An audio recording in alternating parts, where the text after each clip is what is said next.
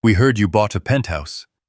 We thought it was time to move in and be a family again, my son said, as he stood at my door, with his wife beside him. 5 years earlier, they had shut the lock behind me and let me walk away with a single suitcase quiet. No arguments, no goodbyes, just the understanding that I was retired and no longer helping the way I used to. Now they were back standing in my hallway, noticing the view, the security, the life I rebuilt without them. When they realized where I lived and what I was no longer willing to give, the confidence in their voices began to slip. My name is Daniel Harper. I am 62 years old. For most of my life, I was the kind of father who fixed things silently, who absorbed pressure so others would not have to. I believed that was love. But standing there in my penthouse, listening to them talk about starting over, I understood something had changed. They did not come back because they missed me. They came back because life had become heavier, and they remembered the man who used to carry the weight. What they did not know was that I had finally learned how to put it down. The coffee machine went quiet, and for a second the apartment felt too still, like it was holding its breath with me.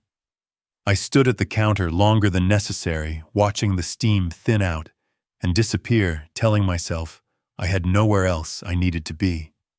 42 floors above Chicago, the city looked clean and distant. Streets straightened themselves.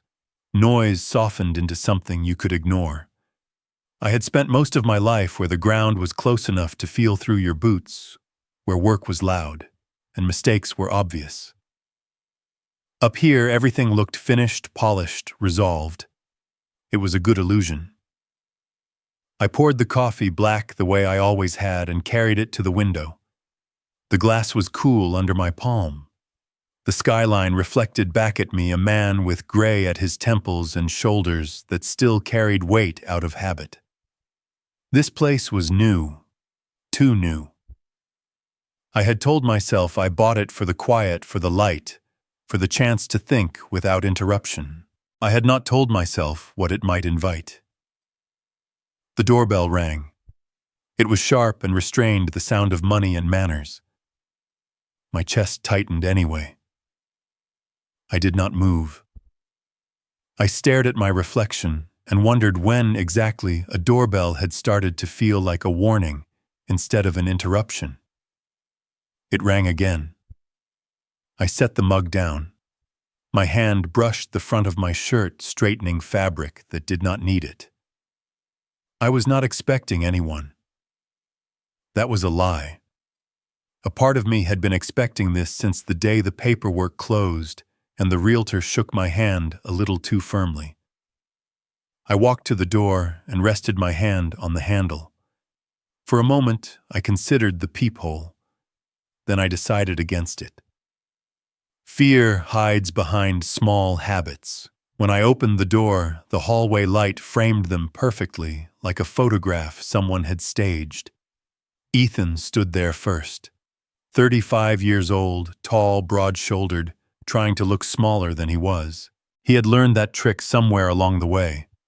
His eyes moved fast, taking in my face, my posture, the space behind me. My son had always been observant when it mattered to him. Lauren stood beside him, close but not touching. 33, composed, hair in place, purse tucked under her arm like a decision already made. Her smile arrived after a pause, careful and practiced. For a heartbeat, none of us spoke. Dad, Ethan said. The word sounded tested, like he was checking to see if it still fit. I nodded once. Ethan. Lauren. Lauren stepped a fraction closer, not inside, just close enough to suggest familiarity. Her perfume reached me clean and expensive. We heard you bought a penthouse, she said. Her voice carried a note of approval, as if this were news she was proud of. Ethan shifted his weight and took over, his hands clasped together in front of him. We heard you bought a penthouse. We thought maybe it is time we live together again. Be a family again. Start fresh. He said it smoothly. Too smoothly.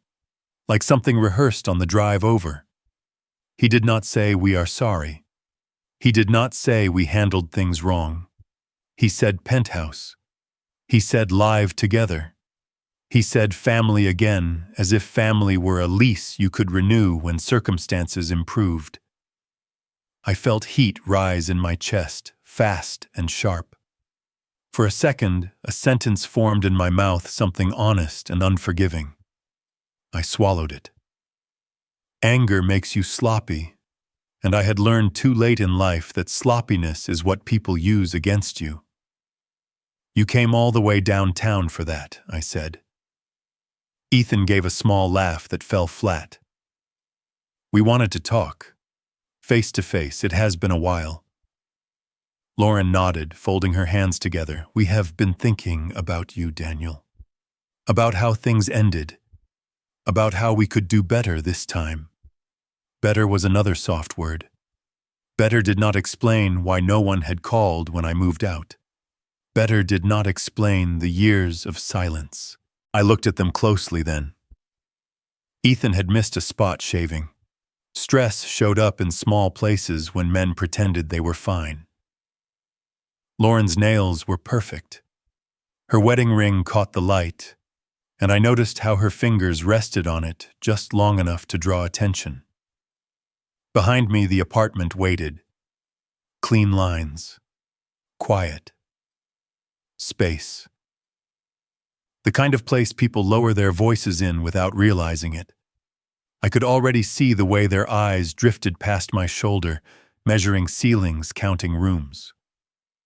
Lauren glanced toward the hallway, then corrected herself, and smiled at a piece of art on the wall. This was not just my home. It was information. I thought about closing the door. I thought about telling them this was a bad idea and watching them try to save face in the hallway. I also thought about something older and harder to admit. I wanted to know what had brought them here, not the words they were using, but the truth underneath.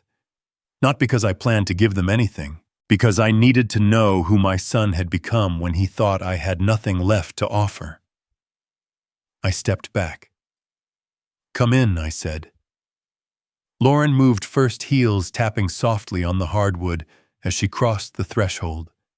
She paused just long enough to take in the space, then let out a quiet sound of appreciation. This is really something, she said. Ethan followed more slowly. His eyes traveled upward, then outward, lingering on the windows. When he sat down in the leather chair by the glass, he did it carefully, like the furniture might object. Lauren chose the sofa, crossing her legs, posture perfect, hands folded like she was ready for a meeting. I picked up my coffee and stayed standing. Standing kept my balance. Standing reminded me this was still my place. Ethan looked up at me, worry flickering across his face before he masked it. Dad, he started, then stopped.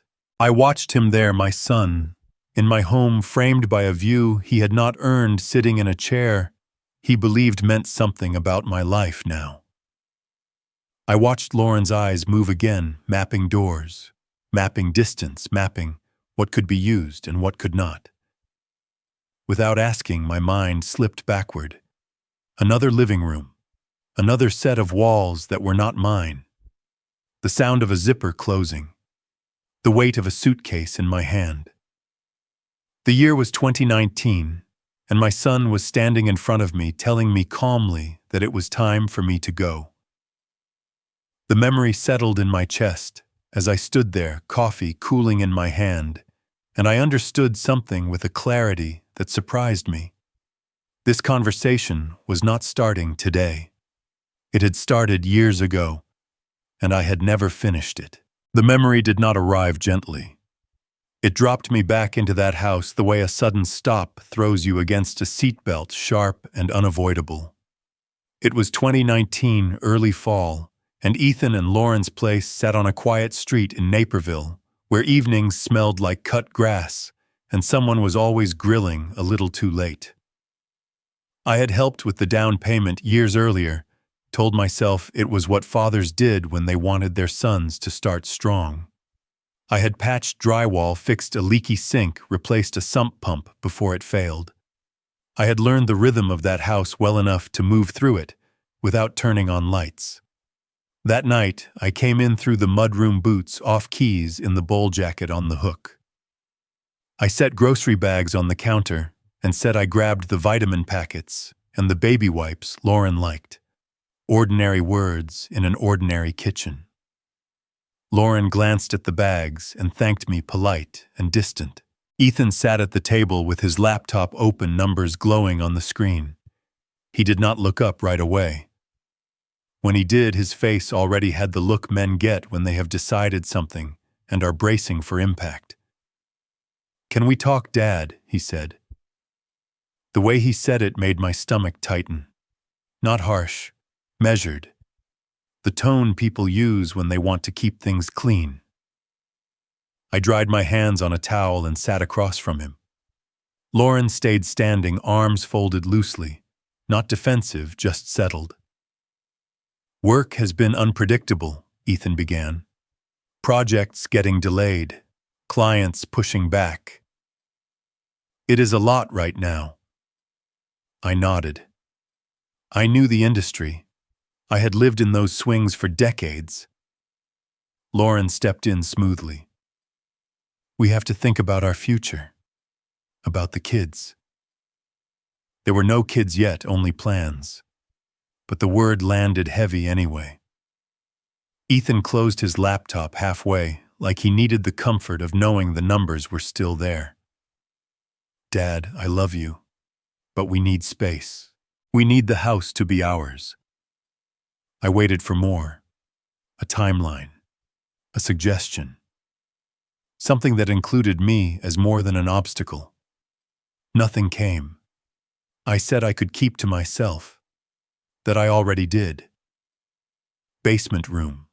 Early nights. No interference. Lauren's eyes flicked toward the stairs and then back to me. "It is not about that," she said. "We are newly married. We need privacy. We need to build our life."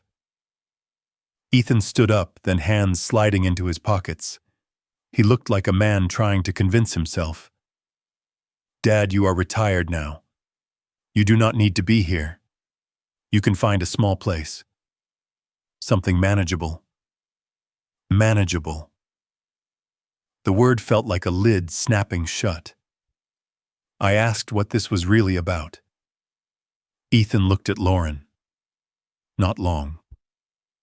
Just enough. Permission passed between them without a word. He exhaled, shoulders dropping. "You are retired, Dad. You are not really helping anymore." The room went quiet. The refrigerator hummed. Outside, a sprinkler clicked on. Normal sounds, steady and indifferent. Not really helping. As if usefulness were the only currency I had ever offered. As if the years before that moment had expired. I looked at Lauren. I waited for her to soften it, to say something human. She met my gaze and kept her voice calm. "We appreciate everything you have done. We really do. But this is what families do. They adjust." I stood slowly. My hands were steady, which surprised me. I said I needed a minute. Downstairs, the basement room felt smaller than it had that morning. A twin bed, a dresser, work boots lined up even though I barely wore them anymore. On the wall, a photo of Ethan at 16 holding a fishing rod, grinning like the world was simple. I pulled my suitcase from the closet. The zipper sounded loud in the quiet. I folded clothes carefully, not because I cared how they looked, but because carefulness was the last thing I could control. When I came back upstairs, the kitchen looked unchanged. Ethan stood near the counter, eyes on the floor.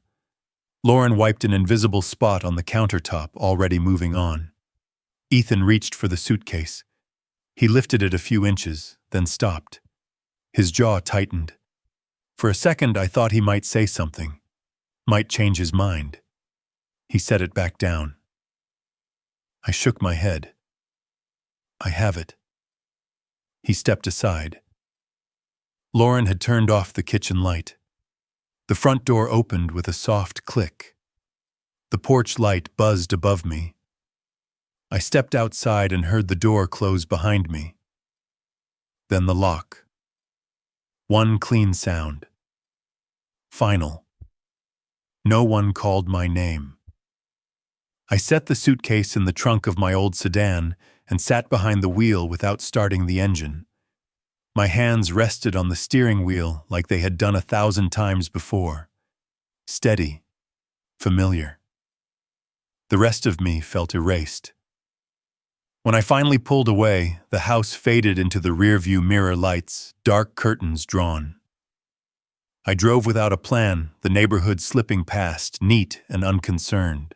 The question that settled in me was not what my son had done.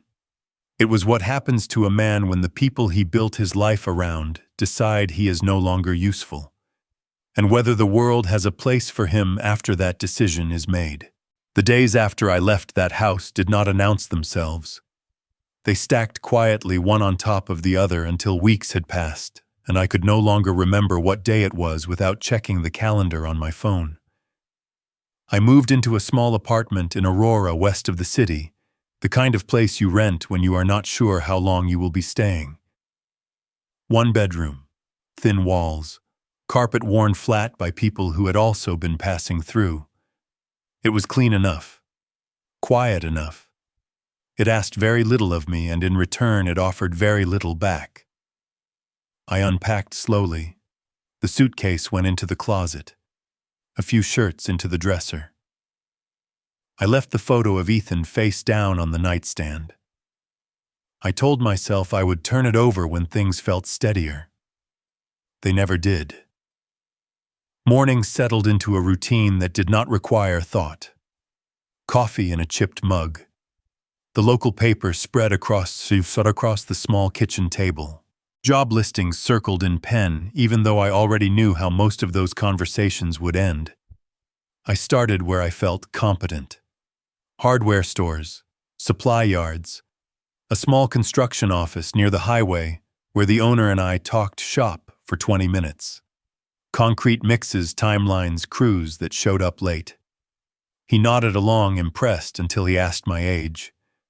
When I told him, his smile stayed in place, but his eyes shifted. He said they were really looking for someone who could grow with the company. I heard what he meant. Grow meant younger. Flexible meant cheaper. I thanked him and walked out. The pattern repeated itself. Retail counters where managers praised my experience and then suggested the work might be too physically demanding. Security desks where they worried the night shifts would be rough for someone my age. No one was unkind. That was the part that stayed with me. They shook my hand. They told me they would keep my resume on file. The world did not push me away. It simply stepped around me. One afternoon, after another polite rejection, I stood in the parking lot with my resume folded in my hand and considered throwing it in the trash. The thought surprised me with its ease. Just let it go. Stop proving anything. I held the paper there longer than necessary before tucking it back into my jacket. Not because I believed in it. Because I was not ready to admit defeat out loud. In the evenings, I walked the neighborhood. Modest houses. Cars parked neatly in driveways. People walking dogs, talking on phones, living lives that did not intersect with mine. I nodded. Some nodded back. Many did not. Invisibility, I learned, does not arrive all at once. It seeps in. Across the hall lived Helen Moore, early 60s, gray hair pulled back, always neat. At first we exchanged nothing more than pleasantries. The weather, the elevator acting up again. One afternoon I held the door as she wrestled with a bag of groceries. She thanked me and mentioned the stairs. We stood there an extra second, enough to acknowledge each other as people. She asked how long I had lived there. I said, "Not long." She nodded. The conversation ended naturally, without curiosity, without follow-up. I noticed then how rarely anyone asked questions, not out of cruelty, out of lack of interest. When you stop fitting into someone else's plans, they stop needing to know your story. Nights were worse. The apartment was quiet in a way that made you aware of your own breathing. I slept in short stretches. I woke early, my body still expecting a schedule that no longer existed. One weekend I decided to organize paperwork. It felt practical, something to keep my hands busy. I pulled a metal lockbox from the back of the closet. It was heavier than I remembered. Inside were documents I had not looked at in years. Insurance forms, old contracts. Notes scribbled in margins by a man who believed planning ahead mattered. At the bottom was a thick packet held together by a brittle rubber band. Industrial parcels. The name stirred something faint. I sat at the table and read slowly. Addresses. Lot numbers. Purchase dates from 2010, back when diversifying investments felt like common sense. Prices that made me pause. I had forgotten about them after the accident in 2017. Recovery had narrowed my world to doctor's appointments and physical therapy. Somewhere along the way, I had stopped checking on anything that did not demand immediate attention. I leaned back in the chair and stared at the ceiling. What I felt was not excitement, not relief. It was recognition. These were not miracles. They were remnants of a life I had built carefully long before anyone decided I was finished. For a moment I thought about calling Ethan. The idea came easily, which worried me. I imagined his voice changing as he listened. Lauren asking questions she pretended were casual. I imagined myself wanting their approval again. The thought tightened something in my chest. I closed the folder and returned it to the lockbox. Some things I understood then were safer when they were quiet. Not because they were shameful, but because they could be used. And I was not ready to see what they might turn me into. That night Helen knocked on my door. She held a plate covered in foil, looking faintly uncomfortable. She said she had made too much chicken and thought she would offer. I thanked her and let her in. We stood in the kitchen and ate without much conversation. She mentioned she had been widowed a few years back. I told her I used to work construction, that I was between things. She nodded like she understood exactly what that meant. After she left, the apartment felt less empty. Not full, just quieter in a different way. Lying in bed later, I stared at the ceiling and thought about the lockbox in the closet. About how close I had come to believing usefulness was something other people decided for you. I thought about how easily that belief had been taken from me. I made a decision then, not dramatic, not noble. I would not tell anyone what I had found. Not Ethan, not Lauren, not even Helen. Part of me feared they would only see numbers and opportunities. Another part feared how quickly I might soften if they did. The thought crossed my mind that keeping this secret could make things worse later, that it might change the shape of what came next. I accepted that risk. Outside, a car passed. Somewhere down the hall, a door closed. Life continued at its steady pace, and for the first time in a long while I did not feel invisible to myself. That awareness stayed with me in the weeks that followed. Not loud, not urgent, just steady. I did not rush to do anything with it. I learned early in construction that rushing is how foundations crack. What I had found deserved patience. I called Michael Grant on a Tuesday morning. We had not spoken in years, not since he helped me clean up paperwork after the accident. His voice sounded the same, measured, careful, like a man who had learned the value of saying only what was necessary. We met in his office downtown, a modest space above a dry cleaner with shelves of case files and a window that looked out on traffic, instead of water or glass towers. Michael was 65 then, silver hair posture, straight eyes sharp. He listened without interrupting as I explained what I had found. When I finished, he leaned back in his chair and folded his hands.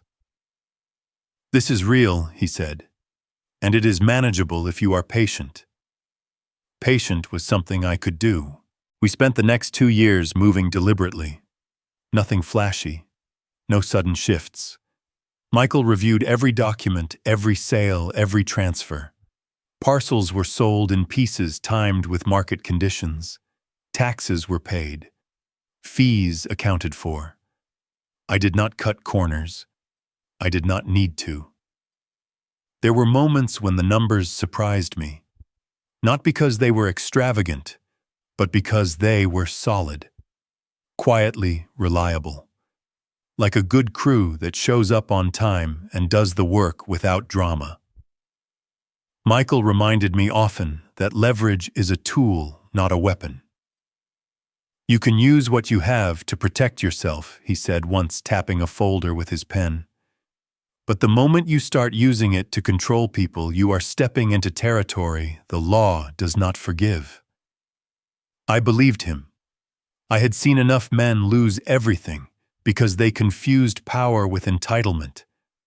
I told him I was not interested in revenge. That was the truth. Revenge is noisy. It makes promises it cannot keep. What I wanted was position, the ability to choose. Between meetings, my life stayed small. The apartment in Aurora. Walks with no destination. Occasional dinners with Helen that remained polite and contained. I did not tell her much. I did not tell anyone. The less people knew, the less they could imagine. By late 2022, Michael laid out options on his desk. Conservative investments. Properties that would generate steady income. And then, almost as an afterthought, he mentioned a residential listing that had crossed his desk through a colleague. River North, high floor, clean building. Nothing extravagant by Chicago standards, but commanding in its own way. I did not respond right away. I drove past the building a week later, parked across the street, and sat in my car watching people come and go. Men in tailored coats, women with phones pressed to their ears, people who moved like they belonged exactly where they were. Michael called the next day. "I am not saying you should buy it," he said. "I am saying it fits the pattern of the life you could choose now." That word stayed with me. Choose. I toured the unit on a gray afternoon. The realtor spoke softly, like the space demanded it. Floor-to-ceiling windows. Light that shifted with the day. A view that made the city feel organized, almost reasonable. Standing there, I realized this was not about showing anyone what I had. It was about asking myself where I wanted to stand for the rest of my life. On the ground, blending into the background, or somewhere I could see clearly without being seen. Michael was cautious. He ran numbers again. He warned me about visibility. "People notice when you change positions," he said. "Especially family." I told him I understood. Visibility was not something I feared. It was something respected. The paperwork took months. Inspections, reviews, transfers that moved through channels as slowly as rivers carving stone. When it finally closed in early 2023, there was no celebration, just a set of keys in my hand and a quiet sense of alignment. Moving day came and went without fanfare. I brought what mattered, left what did not. The apartment in Aurora emptied easily as if it had been waiting. The penthouse did not feel triumphant. It felt intentional. The furniture I chose was simple, durable, nothing that asked for attention. I stood at the windows often not to admire the view, but to remind myself that I was here because I had decided to be. For a while, nothing happened. Weeks passed. I settled into a rhythm. Morning coffee, evening walks along the river, occasional calls with Michael to keep everything tidy. Then the first comment came offhand from a former coworker who had somehow heard. "River North," he said, impressed. "Good for you." After that, the trickle started. A distant cousin asking how I was doing.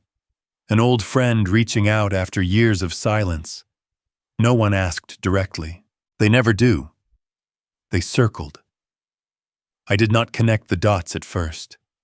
I did not think about Ethan, about Lauren, about the way information moves through families faster than you expect.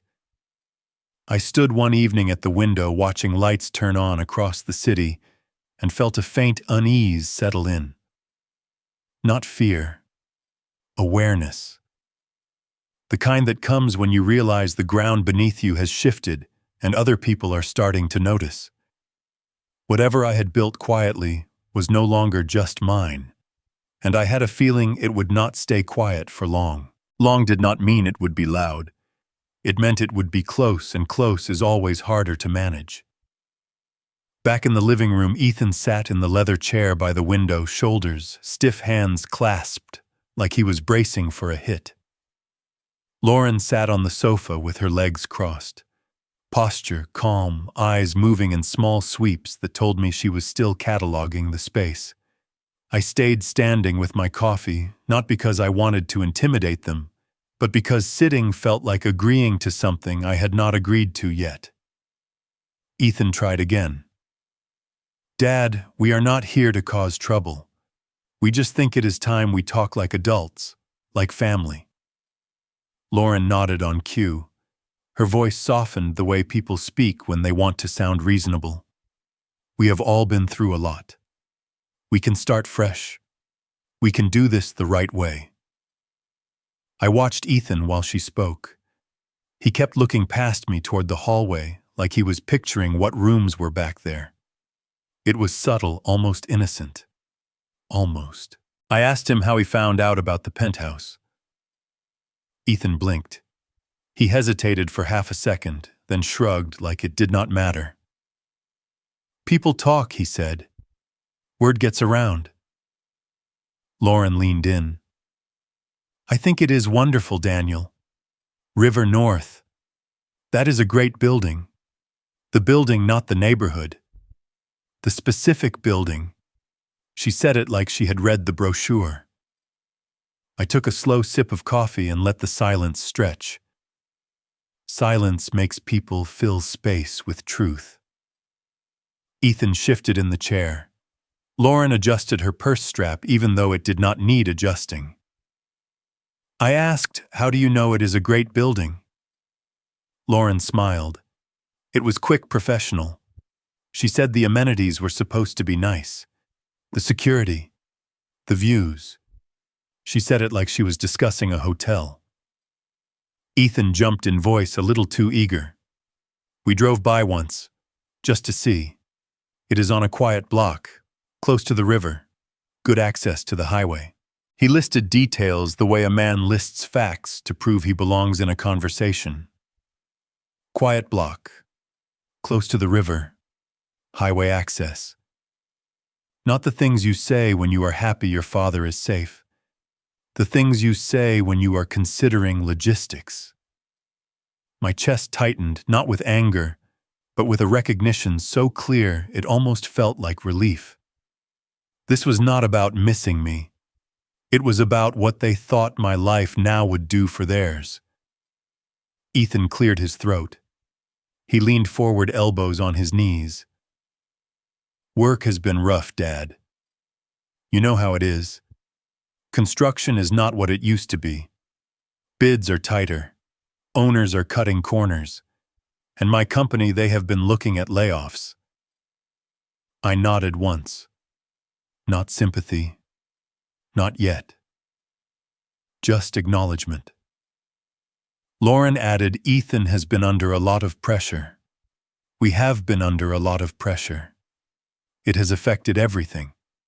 Our marriage, our plans. Even how we handle family. Handle family. Like I was a problem. They were now prepared to manage more kindly. Ethan continued, voice gaining speed now like the dam had finally opened. I am trying to keep things together, but it feels like every month it is something. A delay, a client dispute, a new requirement. Sometimes I think I am one mistake away from losing everything I have built. There it was. The fear. Not love.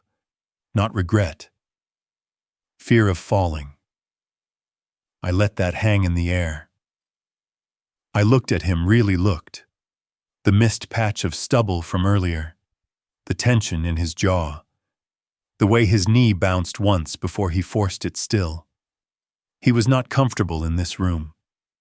Not because he did not like it. Because he knew what it represented. Lauren's hand rested lightly on her knee. She did not touch Ethan. She did not need to.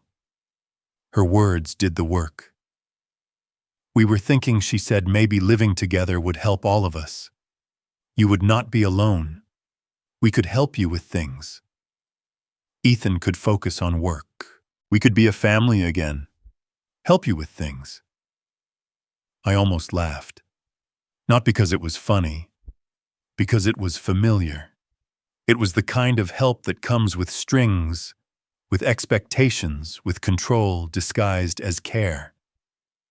I asked, what things? Lauren's smile stayed. She said errands, appointments, household stuff. She said it gently, like she was talking to a man who needed assistance. I understood what she was doing. Shaping a story where they were not coming to take, they were coming to give. Ethan said, Dad, you do not have to do everything alone. You should not have to. The way he said it was almost convincing. Almost. If I had not lived the last 5 years, I might have believed him. If I had not heard the lock click behind me in Naperville, I might have let that sentence soften me. I walked to the window and looked down at the river. The light was fading, turning the city into a scatter of gold and gray. I thought about the apartment in Aurora, the thin walls, the mornings where I had almost thrown my resume away. I thought about the quiet decisions I had made not to punish anyone but to keep myself intact. When I turned back, Lauren was watching me carefully. Ethan's eyes followed mine, searching my face for a sign. I realized then that they were waiting for the moment I would react. They expected anger or guilt or relief, something they could use. That was the pattern they knew. If I got emotional, the conversation would shift into old roles. Father who provides, son who takes, Lauren who directs. But I was not in their house anymore. I asked calmly, when did you decide this? Ethan frowned. What do you mean?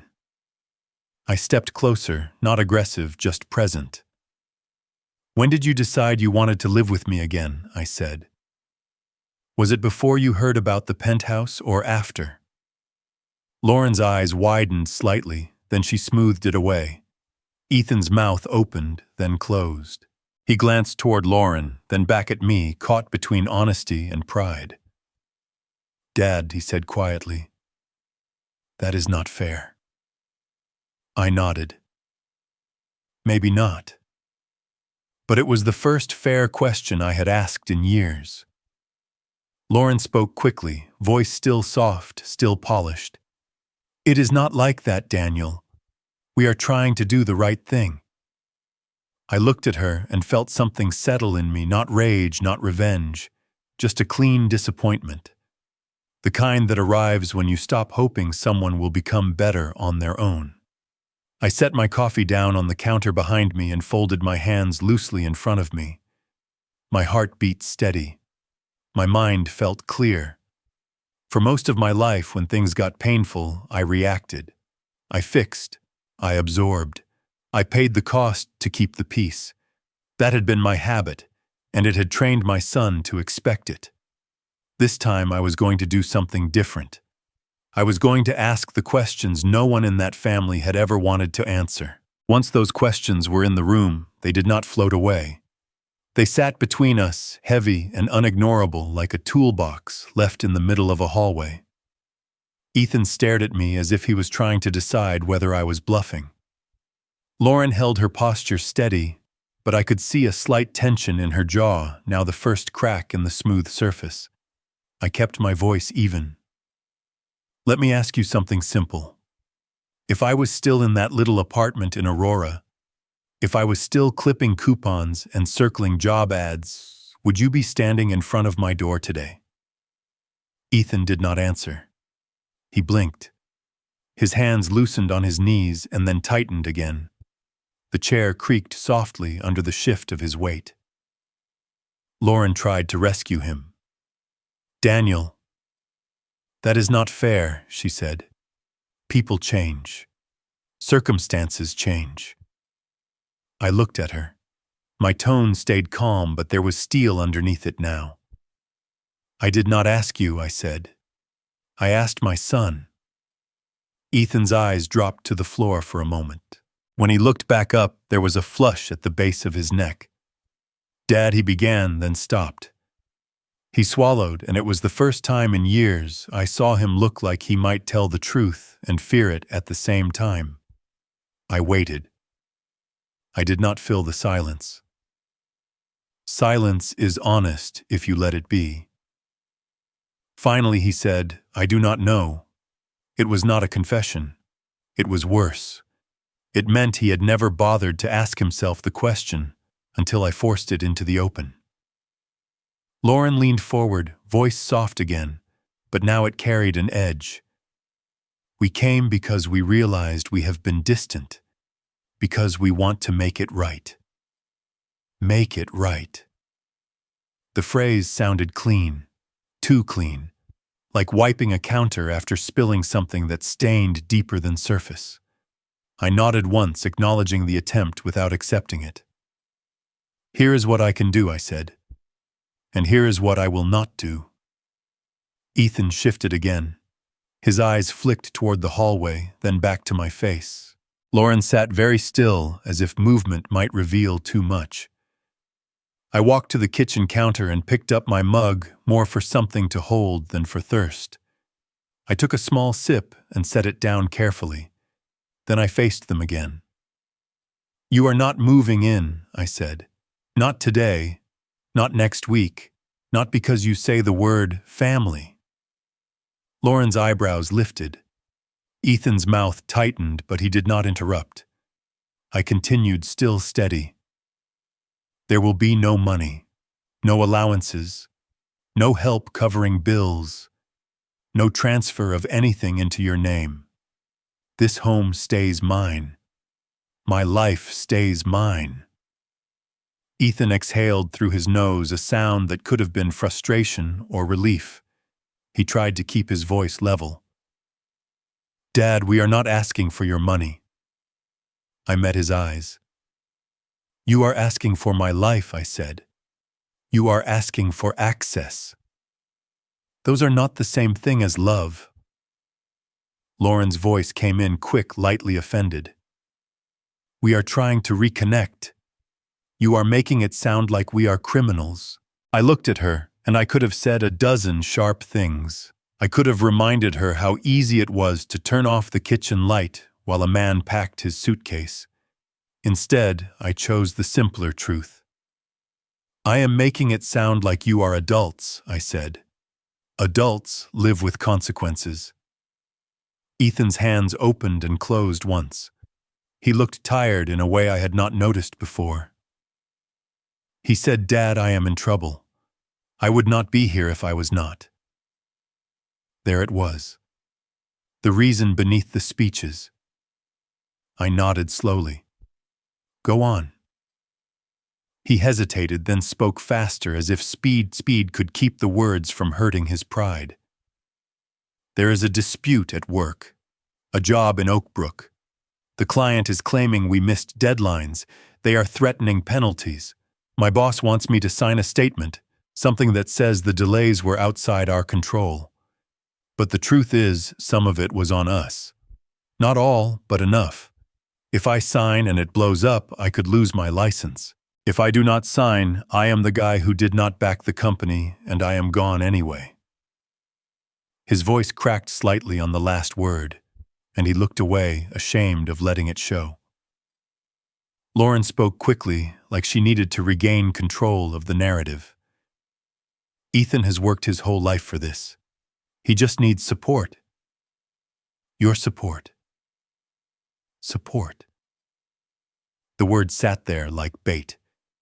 I asked, "What do you want me to do?" Ethan looked at me then, and I saw it clearly. Not love, not apology. A request. My attorney drafted a letter, he said. An endorsement of my professional judgment. It does not have to be much.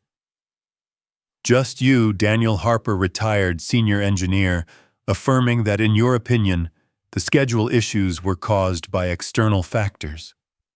It would help. It would keep me safe. He said it like he had already decided I would do it the way he used to ask for money in college, assuming the answer before the question finished. My chest tightened again, but this time it was not anger. It was something colder. Recognition. The pattern had not changed, only the stakes. I walked to the side table near the entryway, where I kept a small tray for mail. Ethan's folder was there now. I had not noticed when he set it down. A thin manila envelope, clean, new, purposeful. Lauren's eyes followed my hand. I opened it and slid the papers out. There it was, the letter typed carefully, language polished enough to sound true, even if it was not. My name already printed at the bottom, a blank line waiting for my signature. I read it once, then again. Each sentence was a soft lie, the kind that could ruin a man without raising its voice. Michael's warnings came back to me clear, as if he were standing in the room. Leverage is a tool. Do not use it to control people. Do not let people use you as their tool. I set the papers down. Slowly. Like setting down a weapon you do not want to pick up again. No, I said. Ethan's head snapped up. Lauren inhaled sharply. Dad. Ethan started, then stopped, as if the word no had knocked the air out of him. I kept my voice calm. I will not sign something I do not believe I said. Not to save your job. Not to protect you from consequences you helped create. Lauren's tone hardened. You are really going to do this. You are going to let your own son fall. I looked at her and felt the old urge to explain myself, to defend, to smooth the edges. I did not. Explaining is another kind of surrender when someone has already decided you are wrong. I looked back at Ethan.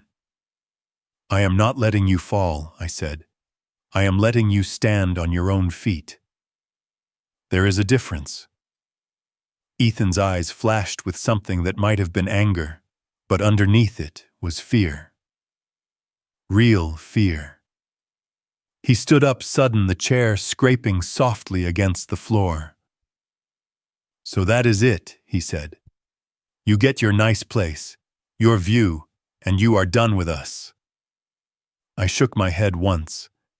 I am done being used, I said. I am not done being your father. Silence filled the room, again thicker, now charged. Lauren's hands gripped her purse strap. Ethan stared at the papers like they were a verdict. I knew what my refusal would do. I could feel the next steps forming already, the phone calls he would make, the choices he would be forced into. The resentment that would grow before any understanding had a chance. I also knew something else, something quieter. For the first time, the next move would not be mine. and that thought scared me more than I wanted to admit. The fear stayed in the room after they left. It clung to the silence, to the papers still lying on the table, to the faint scrape mark where Ethan had pushed the chair back too hard. I did not chase them to the elevator. I did not call after them. I stood where I was until the front door clicked shut and the building swallowed their footsteps.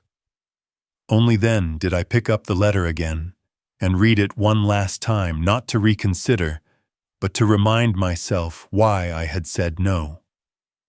A lie does not become harmless because it is written politely. I placed the papers back in the envelope and slid it into a drawer. Then I washed my mug, even though it was already clean. My hands needed something to do while my mind caught up. That night, I barely slept. Not because I regretted the decision, because I knew what it would do. I knew the weight of consequences, and I knew Ethan had never learned to carry them without leaning on someone else. Over the next week, my phone stayed quiet. Too quiet.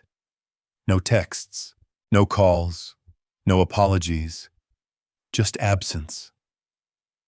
Part of me felt relief.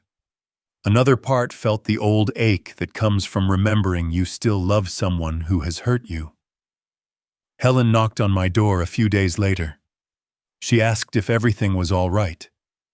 She said she had seen a young couple leave looking tense. I told her it was family. That was all.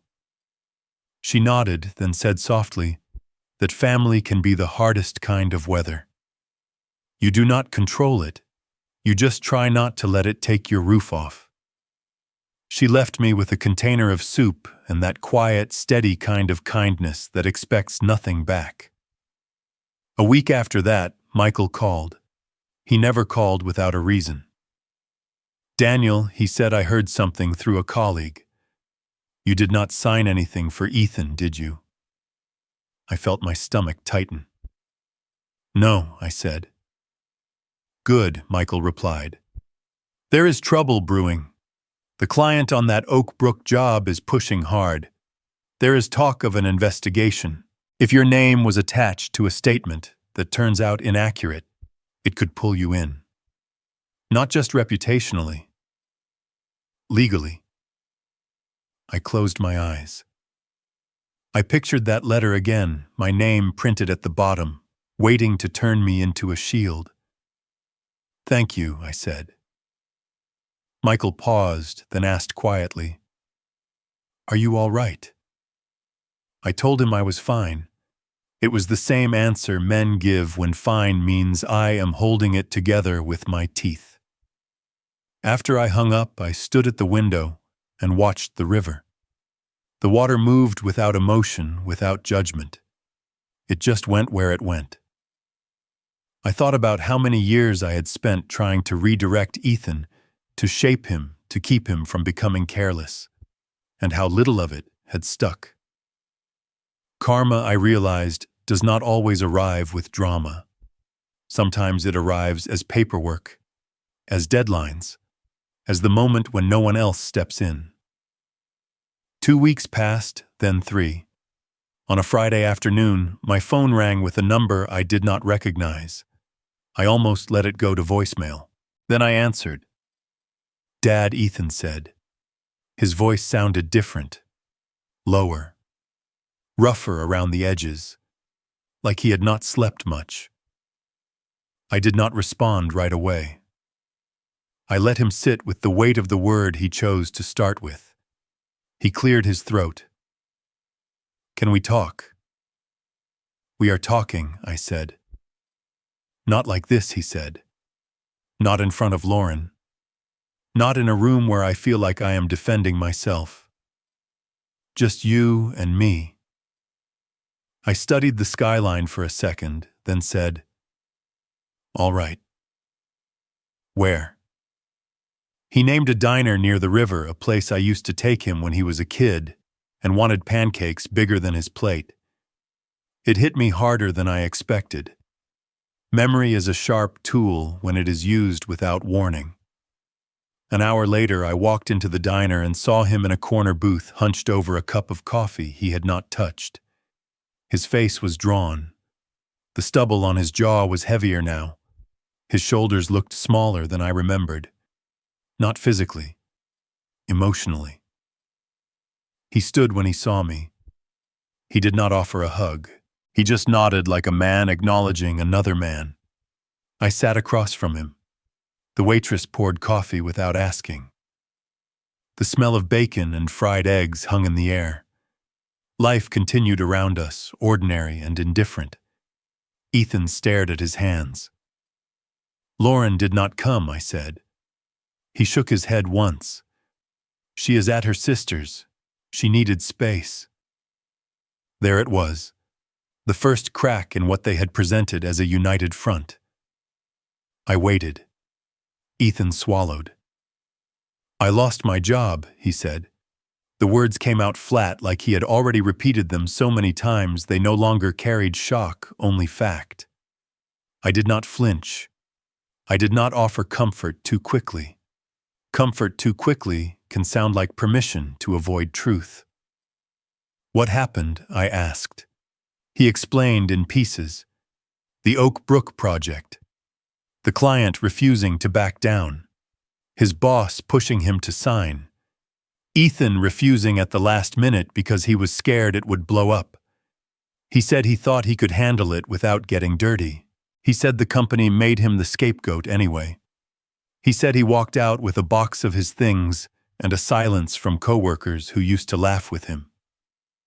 Then he finally looked up at me. "I wanted you to sign because I was scared," he said.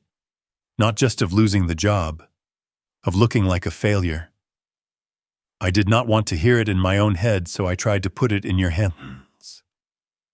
I held his gaze. The diner noise faded into background. He kept going, voice unsteady, now anger turned inward. "You always looked like you knew what you were doing. Even when things went wrong, you had a plan. I thought that was just who you were. I did not realize how much of that was you choosing to stand there anyway." His throat worked as he swallowed. "When you said no, it felt like you were abandoning me. But the truth is, you just stopped carrying me, and I have not been able to stand up without leaning on someone for a long time." The words landed heavy, not because they were dramatic, because they were honest. I took a slow sip of coffee. My hands were steady, but inside I felt something shift, something I had not expected. Not forgiveness. Not yet. Recognition. Ethan looked down again, then said quietly, "I keep thinking about what I said to you back then, about you not really helping anymore. I did not understand how cruel that was until I heard it echo back at me, like I was only worth what I could produce." He rubbed his eyes with the heel of his palm, embarrassed by the gesture. "I do not know how to fix what I broke, Dad," he said, "but I am tired of pretending I did not break it." For a moment I could see him as a boy again, scared of the dark, asking me to leave the hallway light on. Then the image faded, and I saw him as he was now, a man facing himself for the first time without armor. I did not reach across the table. I did not tell him it was all right.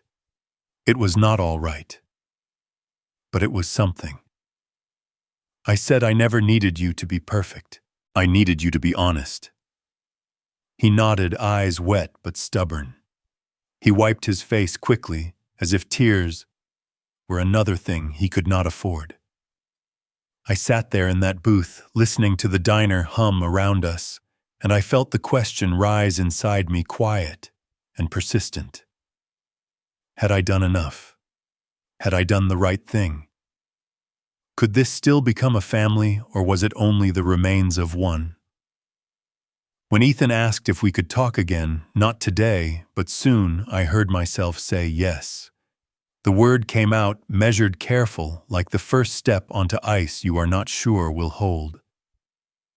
On the walk back to the building, the river wind cut through my coat, and I realized something that unsettled me. Saying no had protected me, but whatever came next would require more than protection. It would require choice. And choice, I was learning, is heavier than anger. By the time I reached my building, the wind off the river had worked its way into my bones. It was the kind of cold that did not sting right away. It settled. It reminded you that winter does not ask permission, it just arrives. The lobby smelled faintly of polished stone and someone's expensive cologne. I nodded at the doorman, rode the elevator alone, and listened to the soft hum as the numbers climbed. 40, 41, 42. The doors opened, and the quiet of my floor met me like a familiar weight. Inside the penthouse was exactly as I had left it.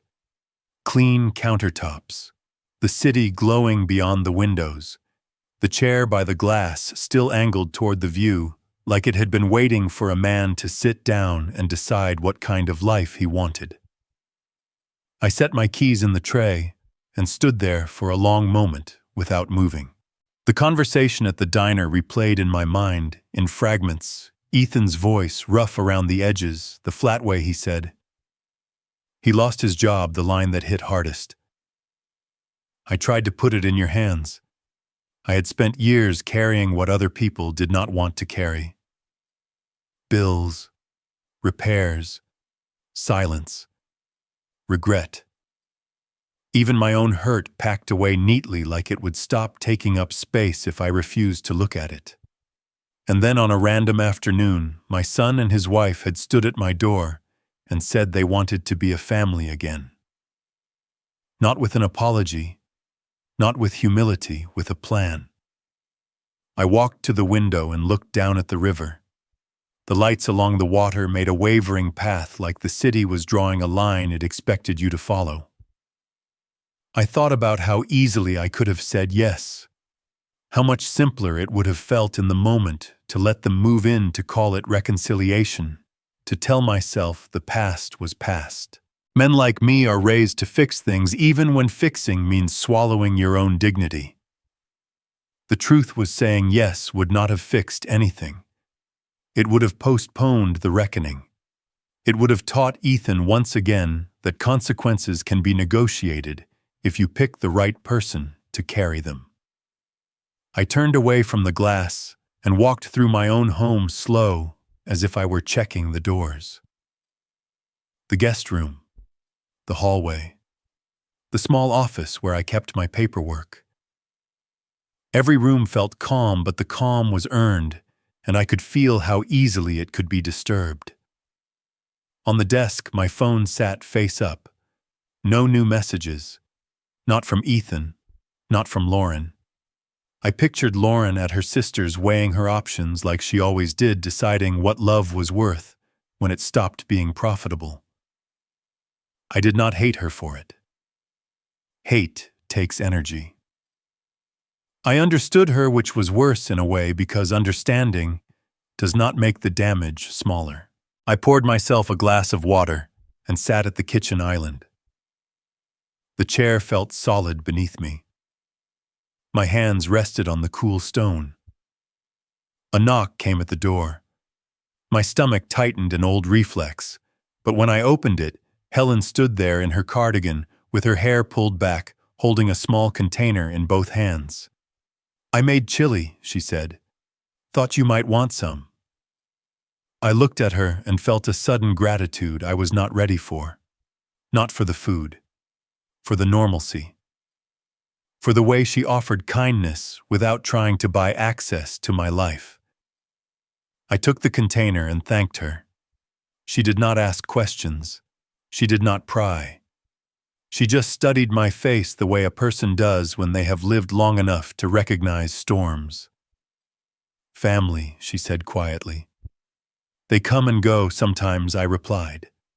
She nodded. Then she surprised me by adding, "The trick is to know what you can forgive and what you cannot live with. Those are not always the same." After she left, I carried the chili to the kitchen and stood there with the lid still on, thinking about her words. Forgive and live with. Two different things, I had spent years believing forgiveness meant reopening the door and pretending nothing had happened. I was learning that forgiveness, if it comes at all, has to sit behind a boundary. Later that night, I called Michael Grant. He answered on the second ring, voice sleepy but alert. Everything all right. I told him what happened, not every detail, just enough. Ethan's request, the letter, the refusal, the job loss, the diner. Michael exhaled slowly. You did the right thing, he said, and you protected yourself. I stared at the city lights beyond the window. Protecting myself felt like half the job. The other half was harder. What if he is actually trying? I asked. There was a pause. Then Michael said, trying does not erase history. It proves whether the future deserves a different one. If you let him back in, let it be on terms that keep you whole. After we hung up, I walked to the drawer where I had placed Ethan's envelope. I pulled it out and looked at the paper again. My name printed neatly waiting for me to sign away my integrity. I imagined the version of myself I might have been the man who would have signed just to feel needed again. That man would have lost more than his reputation. He would have lost his final respect for himself. I put the envelope back and closed the drawer. Near midnight, my phone buzzed. A text from Ethan. Thank you for meeting me. I know I do not deserve it. I will call you next week if that is okay. No request for money. No mention of moving in. Just a simple line, and for the first time in a long time, I could not immediately tell what he wanted from it. I set the phone down and let myself breathe. I thought about the boy he had been and the man he was now. I thought about the night in Naperville, the porch light buzzing, the lock clicking behind me. I thought about the years I spent trying to make myself small enough not to be a burden. I thought about the day I almost threw my resume in the trash, and the day I decided some things were safer when they were quiet. I realized something then, not as a revelation, but as a settled fact. Family is not where you return when you run out of road. Family is what you build when you are still capable of choosing, when you still have pride, when you still have something to lose. If Ethan wanted a family again, he would have to learn that the door is not the relationship. The work is. I turned off the lights one by one and stood a moment in the dark, looking at the glow of the city beyond the glass. I did not feel triumphant. I did not feel defeated. I felt older and clearer. If you are listening to this and you have someone in your life who only remembers you when they need something, I want to ask you a question. Where is your line? What do you forgive and what do you refuse to live with? If you have been in a situation like mine, tell me what you did or what you wish you had done. I read the stories. I do. And sometimes hearing another man say, I held the line, helps more than we like to admit. For now, I set my phone on the nightstand and let the room go quiet. Outside, Chicago kept moving. Inside, I finally did too.